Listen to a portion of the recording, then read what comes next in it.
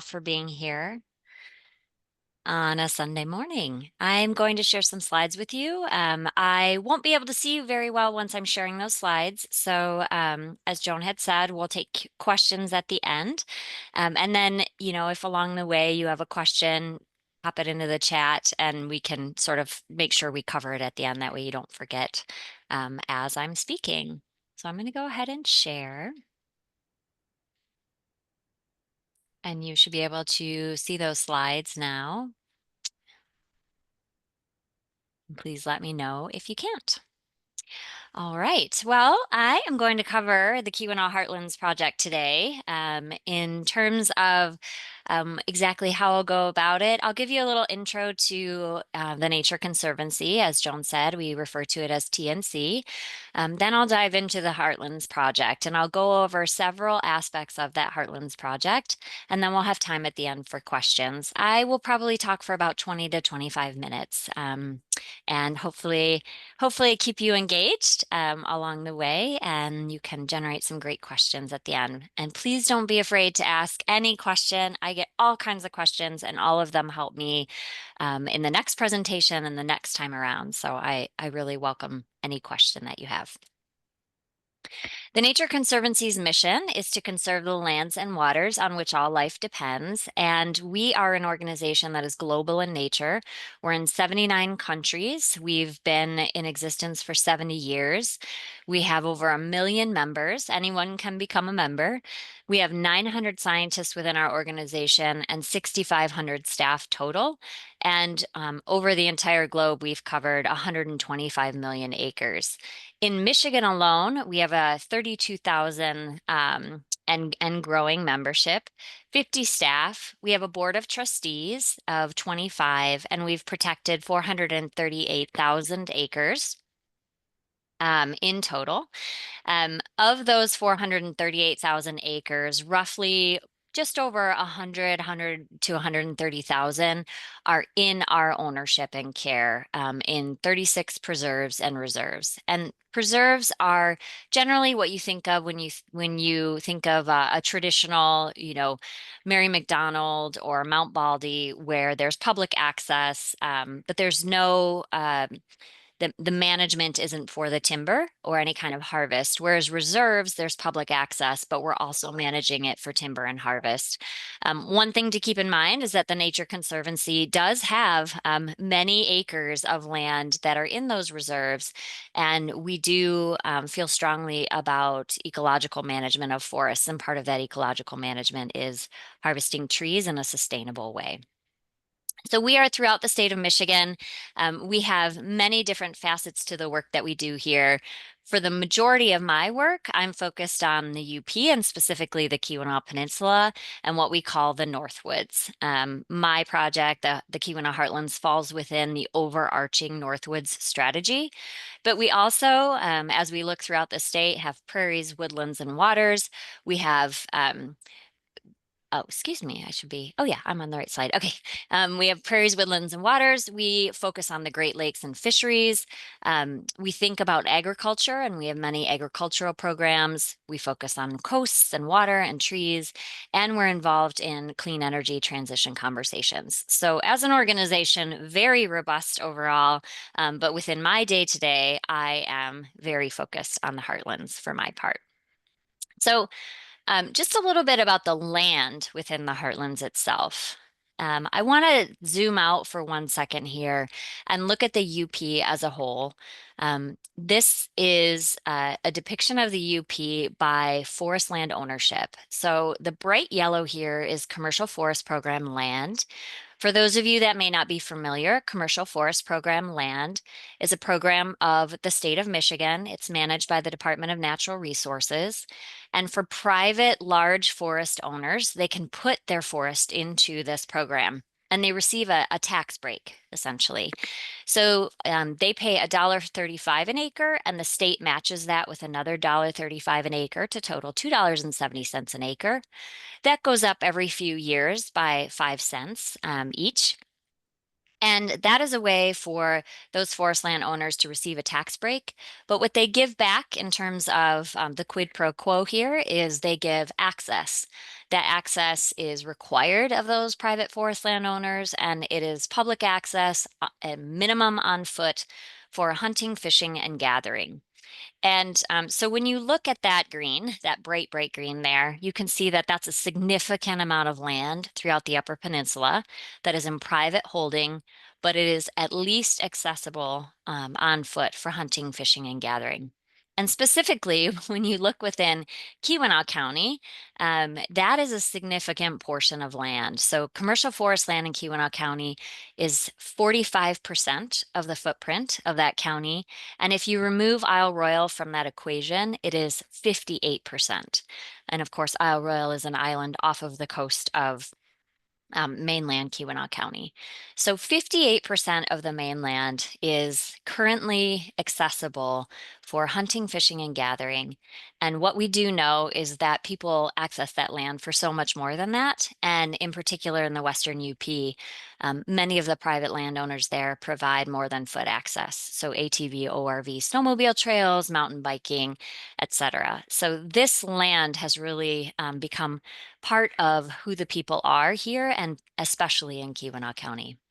The rest of the land on here, dark green is federal, the sort of soft green is state land, blue is other, and the brown is tribal land. One thing to know about what has shifted over time in terms of the commercial forest program is that many of the owners originally were industrial owners. They were using the trees as an input into their production processes. So, for example, paper companies would own timberlands and they would manage those timberlands as an input into the production of paper. What has shifted over time is many of the owners of commercial forest land are now what we call institutional owners. If you think of something like private equity firms, and those private equity firms are really thinking about this footprint in a different way. Rather than input into a production process, they are thinking about it as an investment, and they cut trees when the investment warrants that, when that's where they're going to get the highest value, or they place land on the market for a real estate transaction if that's where they're going to get the highest value.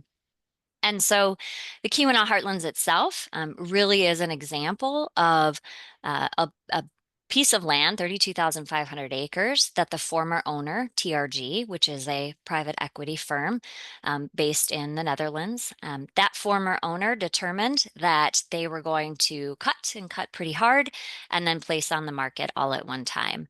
And we anticipate that going forward, this may happen again. So when we think about our approach to the Keweenaw Heartlands from the Nature Conservancy's perspective, and perhaps the DNR's perspective, I don't want to speak for them, but I know that there's interest here. They're trying to grapple with this reality, as are we, of the potential for future large tracts of land coming for sale. And so really thinking critically about what we do here matters to how future communities address these issues. Of course, with this kind of land sale, which it's quite large, as you can see here, the gray with the red outline is the Heartlands itself. That's the full 32,500 acres.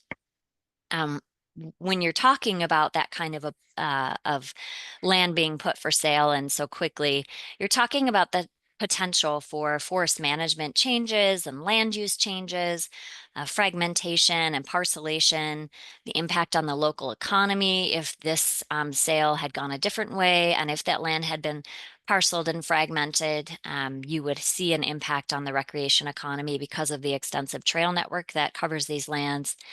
And then the reality that the heartlands themselves, there were no legal rights or any kind of local autonomy on these lands. So they were privately owned, and though they were accessible, the decision making on those lands was made by, a private company that was not in the state of Michigan, not a local company, and so community benefits certainly were accruing in the sense of access, but really no true power or capability to make decisions on that footprint.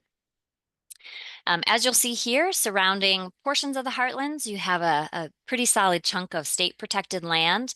Anywhere that's green is DNR, and anywhere that's green with the light green hash over it are lands that TNC helped protect. So in some cases, we purchase those lands and then eventually transition them over to the DNR. So we do have a history in this region of doing this type of work, though this project is unique in our approach, as I think you'll see here in a minute.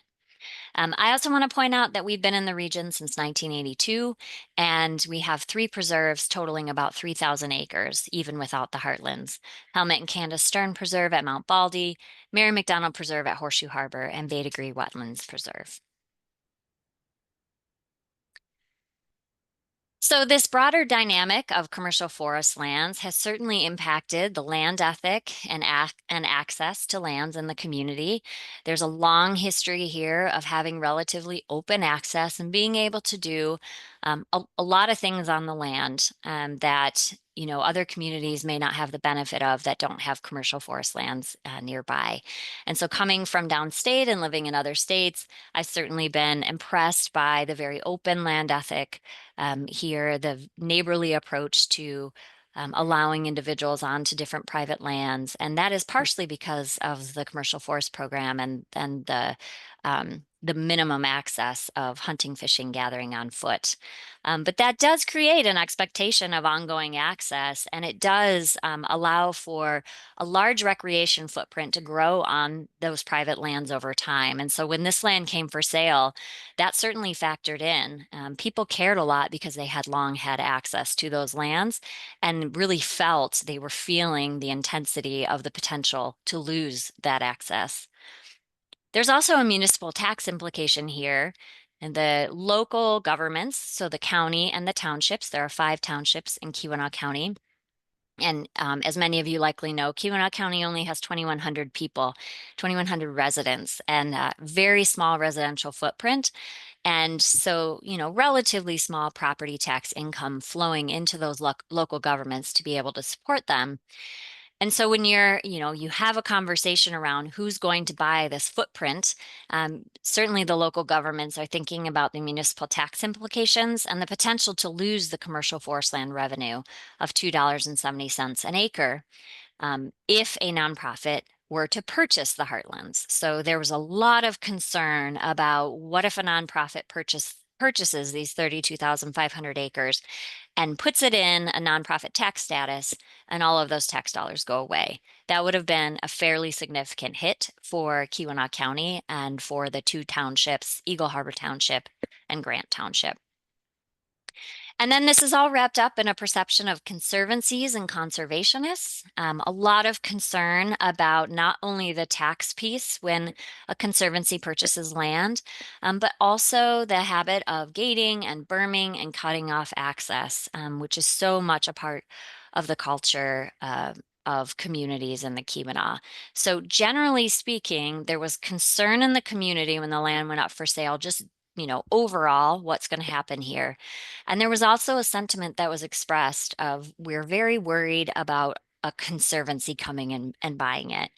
And in fact, one individual, one leader in the community who's now a friend of the project was paraphrased as saying, as long as a conservancy doesn't buy it, we're okay. So that piqued our curiosity because we do have the 3 preserves in the area and we wanted to understand that more. And that inspired some of my colleagues, I wasn't with the organization at the time, to come up into the community and start to talk with people and understand what the community wanted out of this footprint and what these sentiments about conservation or conservancies were. When my colleagues came up and did that, they realized that there was a lot here and that it might take more time and more effort to really understand the community's perspective. And so the Nature Conservancy, with the DNR in partnership, received funds from the Mott Foundation, and the Mott Foundation provided funds for pretty significant community engagement. We hired a consultant with expertise in rural community engagement, and he came up in spring and summer of 2022. He conducted a large-scale survey, 1,885 survey responses. 1 in 4 of those survey responses were from Keweenaw County. He conducted 58 one-on-one interviews, interest group meetings, and public meetings, and held many informal conversations. And through those conversations, he was able to synthesize the outcomes that the community had identified for this forest. And they were what you see here: protecting natural and cultural features. That was very high on the list of community members and beyond. Ensuring public access forever, making sure that that public access was guaranteed. Restoring health of the working forest. There was a, definitely awareness in the community that the forest was cut fairly hard over many years, and particularly in the couple of years prior to the sale. And then, of course, maintaining tax revenue for the reasons I explained earlier. And this was all towards a goal of a healthy and intact forest system. And because of this, because of these outcomes that were identified, the Nature Conservancy determined that they could be helpful here as long as the community wanted us here. And the general sentiment was, yes, we need help. Please, please help if you can. And so we purchased the land in late 2022. There were 4 parcels that were marketed essentially, and we were able to purchase all 4 and keep them all together as the Keweenaw Heartlands. But the work was not done. The individual who conducted all of that public engagement worked with a committee of about 19 individuals to create what is called the blueprint for the Keweenaw Heartlands. And that blueprint for the Keweenaw Heartlands is just like you'd think about a blueprint for a house. It's not necessarily how the house ends up, but it's the starting point, and it's the document to which you continually go back and refer to, which we do. We do this all the time. We use this document heavily because this captures all of the results of the public engagement that was conducted early on. And it synthesizes that into essentially section 3 and 4 of this document, which are the most important: the principles and values for land management and governance. And those principles and values guide us today as we continue to think about this footprint and plan for the future of it, as well as how it will be governed long term. In section 5 of this document, it also spells out the potential for a future governance structure. In the principles and values, very high on the list were transparency and accountability. And for that reason, the main recommendation that came out of this blueprint for the Keweenaw Heartlands was a public governance structure. Not really sure at that time exactly what form it would take, but now we're a year and a half to 2 years out in that work, and I will speak more to what form it has taken today. But this document inspired all of the work that has come since and continues to capture those values and principles that will guide the way as we move forward in this work. We do have a community advisory committee. It is 29 members at this point. It represents individuals from, everyone from the CEO of the Keweenaw Bay Indian community, has 2 of the Keweenaw County commissioners, the sheriff, multiple representatives of the different townships, the historic park, and the Historic Park Advisory Commission, all the different rec groups that you would expect: ATV Club, snowmobile club, trails club, sportsman's club, and as well as more conservation focused groups like the Keweenaw Land Trust and the Michigan Nature Association, and then other individuals within the county as well. So this is a fairly robust group. It is majority resident of Keweenaw County, and that was very important. So it's about, depending on the day of whatever meeting we're holding, it's about 60% to 65% majority resident of Keweenaw County. And the balance of individuals are typically from Houghton County. There's a couple beyond, like Jerry from Whoopitter. He lives in Ontonagon County, but of course, Whoopitter's service area includes Keweenaw County itself. So this group is phenomenal. They come together 3 times a year for meetings that are several hours long. And everything that follows in this presentation is pretty much the result of their work, of those meetings, and of the meetings of 5 intensive working subcommittees. So the individuals on the advisory committee are getting the work done in subcommittee. And we have 5 of those committees: governance, resources management, business planning, communications, and fund development. And between January and August of 2024 alone, they've held 23 meetings with 35 hours of meeting time and over 272 person hours. It's a lot of time and effort and energy that these individuals have put into the work for planning for the future of the Keweenaw Heartlands. And this doesn't even include those big advisory committees in these numbers. So we're well over, 500 person hours when you include all of the larger advisory committee meetings as well. So in terms of future ownership and governance and the planning that has been underway, it's important to think about this footprint of the Keweenaw Heartlands in two chunks. So we have the yellow portion here, and then the light green portion. So I'm going to talk about the light green portion very briefly. The light green portion is slated for future ownership and management of the DNR. The DNR has expressed interest in purchasing approximately 10,000 acres. They have raised public funds for a sizable chunk of the 10,000, and they're closing in on funding for the balance of that. And they anticipate that within the next couple of years, they'll be able to complete that full purchase. And that will really round out their footprint in the Keweenaw Heartlands, or in the Keweenaw Peninsula point here. I'm going to share a couple slides that the DNR shared at our last public update, just to let you know some of the work that they're doing. They have been a partner from the very beginning. They go to all the advisory committee meetings. They go to all the public updates that we do. They're very invested in the project. They're working very hard to find the funding sources for acquisition. And as I mentioned, they've secured a large portion, almost $8.5 million so far. And they're working towards a target timeline of sometime next year or the year after. They are conducting a management planning process. It's called the GMP, or the General Management Plan. And this is something that they do on many of their properties. This is a process that the DNR conducts throughout the state. They will be conducting a General Management Plan process. They're going to be kicking it off here at the end of October. And it will be for both Fort Wilkins and the future transition of the Heartlands footprint into the rest of their forestry land.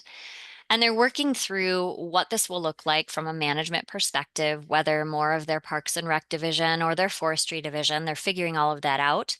And they're asking the public to provide input into that process along the way. The way that they're doing that is an online survey. That'll be going out very soon. And I'll tell you where you can find information on all of this at the end of the presentation. They do have a project website. I'll show you that. They're going to conduct very intensive stakeholder outreach and input and public information sessions. And they'll be working with the Keweenaw Bay Indian community as well. And then towards the end of it all, they'll have a final public input open house once they have the plan done. And so here's their general timeline. They've been working internally over the past few months to get this all ready to go and start engaging with the public. That engagement will happen in October and November, and then they'll spend a few months drafting before they have public review in May of 2025 and produce a plan in July of 2025 with final approvals in October of 2025. So that is the DNR's footprint. They have a whole process, as I mentioned, for this planning. And really for us, everything that we've done, the blueprint for the Keweenaw Heartlands, other resources management planning, we're giving to them as an input into their process. And then they'll move forward with their own public engagement on the Heartlands footprint that they anticipate owning in the future. And then in terms of the yellow portion here, this is 2/3 of the Keweenaw Heartlands footprint. This is an area of the Heartlands that is slated for local governance and management. And this is because, partially because the DNR said, we'll take 10,000 acres, but that is all. And so we have been working with the community to figure out what will happen with the balance of the 2/3. And as I mentioned earlier, accountability and transparency are valued highly in Keweenaw County. And so that has led to the development of a local public governance model. So what we're talking about here is public ownership, governance, and management via a unique forest governance entity. So this would be a public entity. This is a new entity. It has not existed before. On that new entity, there would be publicly elected representatives from Keweenaw County, and specifically, we're talking about five. The community has designed this to have five publicly elected positions running this forest. And there would be two advisory committees, a government relations advisory committee and a stakeholder advisory committee, and mutual consultation with Keweenaw Bay Indian Community, or KBIC, and really, having those conversations with KBIC about in which ways they want to be involved. So there are some components to standing up a whole new governance structure. First, you need state statute, and of course, that's the purview of the state legislature. So we have co-drafted with the community amendments to the Michigan Recreational Authorities Act to enable a recreation and natural resources and authority. That is the main request for amendment, is to combine recreation and natural resources within the statute. We anticipate that in later fall post-election that these amendments will be read into the journal, so to speak, within the state legislature, and that it will move through the committee process and public comment process and hopefully pass, which would enable the design of this community to exist, essentially. From there, the Articles of Incorporation are the next step. This is the responsibility of the counties and townships in Keweenaw County. And we are working on drafting those Articles of Incorporation right now with the Advisory Committee and the Governance Subcommittee. And these articles will get specifically at the community's governance design and really build that out further. And we anticipate that those will be considered by the county commission at minimum, Keweenaw County Commission, in late fall or in winter of this year, or potentially into 2025. Then there would be an election. This would be among Keweenaw County residents. This will be a special election because it's not an election year next year. And we anticipate that will happen in summer 2025 to fall of 2025. And finally, that board would be stood up. They would be technically an authority, and they would have to build their own board policies to govern and manage the resources on the local footprint of the Heartlands. And that will happen in fall of 2025 and winter of 2026. They will not technically own the land at that point, so they will have time to really get their feet under them. And as part of getting their feet under them, we are right now considering resources management and a business plan. So in terms of resources management, it's really important to understand and know the land, especially before we transition it over to both the DNR and this local government, new local government. So we conducted an inventory. We physically walked or drove 37% of the land, well over 12,000 acres. And then we had, help. We hired consultants to help us with it. The Michigan Natural Features Inventory, individual researchers at Michigan Tech. And we found along four areas: ecological, infrastructure, timber, carbon, and cultural. We found lots of really, special and unique features on this landscape. 38 occurrences of high quality natural community types and more that we've identified but have not yet inventoried. We have many rare species, both flora and fauna. In terms of infrastructure, there's 237 miles of road and 73 miles of primary road. We certainly have trees, and though they were cut hard, they are growing back and they are sequestering carbon, which is good news. We physically surveyed 20% of all of the stands on the Heartlands, so 6,324 acres of stands. And we also have a better understanding now of the cultural significance of this footprint. We did not go onto the landscape looking for things. We instead created, with the help of Michigan Tech, a guide and a model that would help us understand where there may have likely been pre-contact occupation and mining sites. And so we're using that predictive model to help us in resource planning. And we're doing any further work in collaboration with KBIC. And on the business planning side, the idea is that we are able to hand over as much resources management information and recommendations as we can. Same with the business planning. We know that the community does not have appetite for any type of millage to support the local governance structure. And so understanding the financial sustainability is very important. And so we're building out a business plan to understand the way that revenues can be generated through carbon, recreation, timber, and then any other ways that might be possible, such as concessionaire agreements are a great example of that. A concessionaire agreement would be if I'm a guide and I'm running kayaking services and I want to launch from an area of the Heartlands, then there would be a concessionaire agreement to do so. And there would be a small revenue generating capability there. So those are the kinds of other opportunities that this group is exploring. And really, when we're thinking about financial sustainability, we're thinking about a healthy and tech forest system. This is not intended to make big profits. It really is about managing this resource in a sustainable way and ensuring that this local government is able to return any revenues generated back into the forest itself. And then finally, in terms of timeline and what's happening on the footprint currently, in phase one of the project, that was really that blueprint that I talked about that closed out towards the end of 2023. Phase two, we're in the middle of right now. We have the Community Advisory Committee guidance, the resource management and business models, the local governance model design and stand up. And we anticipate a star is symbolic of the election that we anticipate sometime in 2025.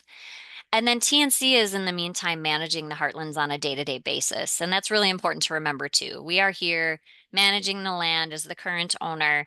And that's a whole job unto itself that I provide help with, but is primarily the responsibility of some of my colleagues. And then eventually the ownership will transition to the DNR and the local governance entity. And we anticipate that that may start as soon as 2025 for the DNR. Local governance entity would probably be more along the lines of sometime in 2026 or 2027.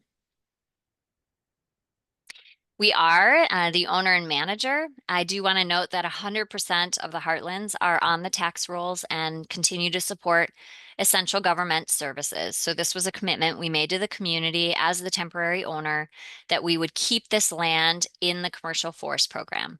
So 94% of the footprint is in commercial forest program tax status, and 6% is in an ad valorem tax status, which is your more typical higher rate property tax status. The land remains accessible for hunting, fishing, trapping, and we've kept all trails open, ATV, ORV, and snowmobile. We have really good relationships with the clubs that manage those. And we do ask that people who are enjoying the Heartlands, please don't build fires, no camping, and no permanent structures. For example, deer blinds, which tend to pop up here and there. And just a reminder that what we're going for here is durable, lasting conservation. And this approach that I've talked about over the last 20 to 30 minutes really is an approach that is somewhat new for us within TNC in the US. It's not as much that we've never done anything like it, but it's more that we've never done it in this way. And it's certainly something that we're doing in this way, working so closely with the community and really working to transition this into local governance and management, because we do believe that a community-led forest can be the best way for a community to prioritize their impacts, prioritize community impacts, and ensure benefits for local people and local environments long term. We also appreciate the capability here for local decision making and care for the land, and that the local community will have the opportunity on 2/3 of the Heartlands footprint to really be responsible for this forest. And they can guarantee their own access long term, and continue, to approach the management in a sustainable way so that this lasts forever, and that the Keweenaw Heartlands are accessible for everyone always. And so with that, I do want to point out that we have a web page on the Keweenaw Community Foundation's website. You can navigate to the foundation's website by searching Keweenaw Community Foundation. Once you're on the website, in the upper right-hand corner, there's a Heartlands little box that says Heartlands, and that web page has all of our latest information. We do update that with a newsletter on a monthly basis. And if you're interested in keeping up to date, you can scroll about halfway down that page and input your email address, and then you'll get a monthly email about the Keweenaw Heartlands. This bit.ly backslash Keweenaw dash project, that's a shortcut directly to that web page. We also have some upcoming meetings. The Heartlands Public Update, which we do about 3 times a year. The next one is November 12th at 7 p.m. at the Alloway Township Community Center. And we talk about 20 to 25 minutes. We have individuals from the Nature Conservancy and the DNR there to answer questions. And then, we spend about 40 minutes just doing that Q&A. And then the DNR will be hosting general management plan public meetings at the end of October and in early November. They'll have an in-person option in Grant Township, and they'll have a virtual option as well. And you can keep up to date on that by searching General Management Plan DNR, and that will take you to the Fort Wilkins page. And that Fort Wilkins page is providing information on that management plan process and any upcoming dates. And I believe they're going to be updating that this week through our Heartlands newsletter. Which goes out this week, we'll be including information on that, on the DNR's GMP process as well. So with that, I will pop out of the share, and I can show those websites too if there's interest in doing so.